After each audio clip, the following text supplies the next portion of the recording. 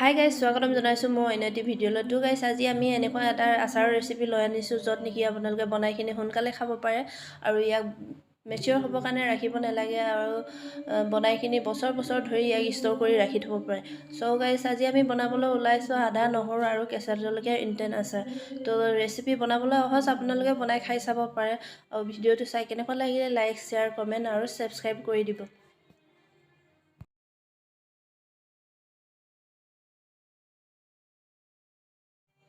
তো ভিডিঅ'টো শেষলৈকে চাই থাকিব আৰু এতিয়া বনাবলৈ আৰম্ভ কৰোঁ ব'লক।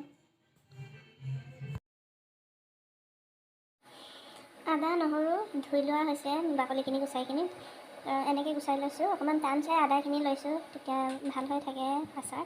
আৰু নহৰুখিনি গুচোৱা হ'ল, জলকীয়াখিনি ধুই থৈছোঁ। টাৰিখিনি নাই গুচোৱা, ধুইখিনি শুকোৱাৰ পাছতে মই টাৰিখিনি গুচাম, কাৰণ ভিতৰলৈ পানী সোমাই যাব পাৰে, সেইটো কাৰণে মই এতিয়ালৈকে গুচোৱা নাই। এইটো এটা ফেনত বা ৰ'দত শুকুৱাই ল'ম, তাৰপাছতে টাৰিকেইটা গুচাম। তো ভিডিঅ'টো শেষলৈকে চাই থাকক। এইখিনি শুকোৱা হৈ গৈছে, মই ফেনতে শুকুৱাইছোঁ কাৰণ বৰষুণ দি আছে আমাৰ এইফালে, সেইটো কাৰণে মই ফেনতে শুকুৱালোঁ, ৰ'দ নাই দিয়া। আৰু এইফালে জলকীয়াখিনি মই ঠাৰি গুচাই দিলোঁ, শুকাই গ'ল ভালদৰে। আৰু আমি ইয়াত কিমান লৈছোঁ আমি জানি লওঁ এতিয়া। 100 গ্ৰাম আদা লৈছোঁ, ভাল চাই অকণমান টান চাই ল'ব লাগে, কাৰণ টান চাই ল'লে মানে আচাৰখিনি বেয়া হৈ নাযায়, ভাল হৈ থাকে। আৰু এইফালে নহৰু লৈছোঁ 150 গ্ৰাম, বাকলি গুচাই ভালদৰে ধুই কিনি মই শুকুৱাই লৈছোঁ। আৰু এইফালে 50 গ্ৰাম লৈছোঁ জলকীয়া। এতিয়া আমি এইখিনি মিক্সিত গুড়ি কৰি ল'ম।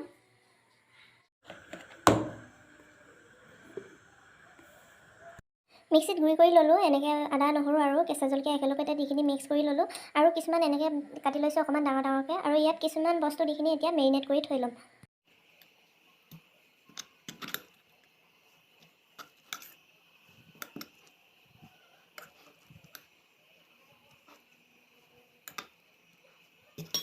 অকণমান ডাঙৰ ডাঙৰকৈ কাটি থোৱাখিনিও ইয়াত দি দিম।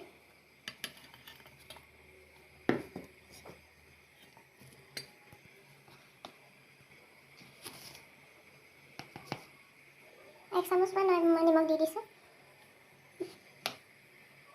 2 চামুচ দি দিছোঁ। আৰু ভিনেগাৰ দিছোঁ 1 চামুচ। এই মেৰিনেট কৰি থৈ ল'ম।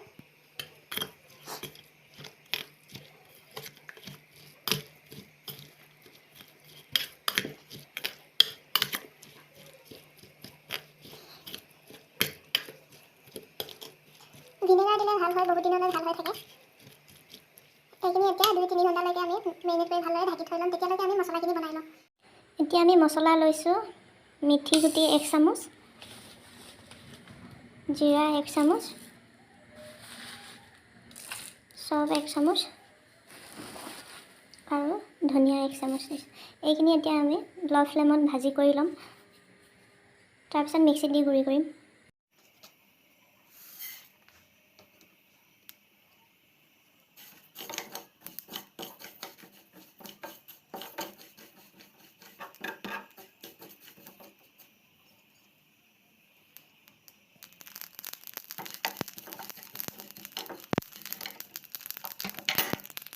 এইখিনি এতিয়া অকণমান ঠাণ্ডা হ'বলৈ দি কিনি মিক্সিত গুড়ি কৰিম।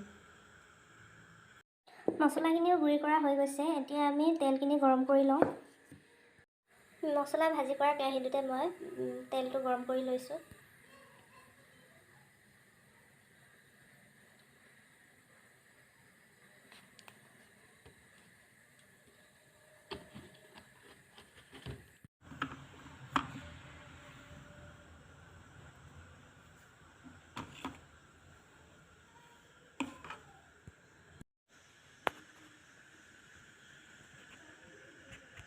এতিয়া মছলাখিনি দি কিনি ভালদৰে মিহলাই ল'ম।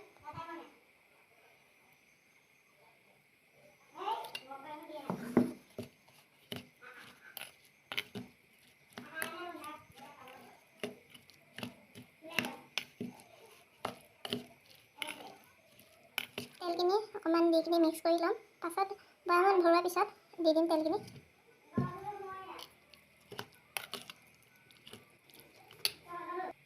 আৰু ইয়াতে ৰেড চিলি অকণমান দি দিম কালাৰটোৰ কাৰণে।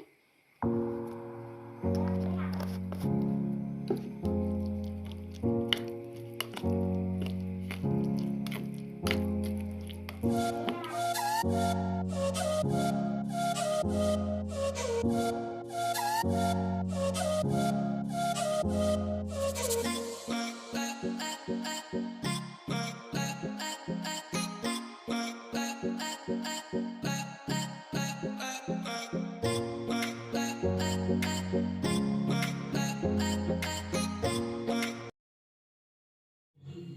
গাইছ আচাৰ বনাই ৰেডি। ভিডিঅ'টো লাইক শ্বেয়াৰ কমেণ্ট আৰু ছাবস্ক্ৰাইব কৰি দিব। কেনেকুৱা লাগিলে কমেণ্ট কৰি জৰুৰ জনাবা। তো আজিলৈ ইমানতে সামৰিছোঁ। আকৌ নতুন এটা ভিডিঅ' লগ পাম, তেতিয়ালৈকে বাই বাই।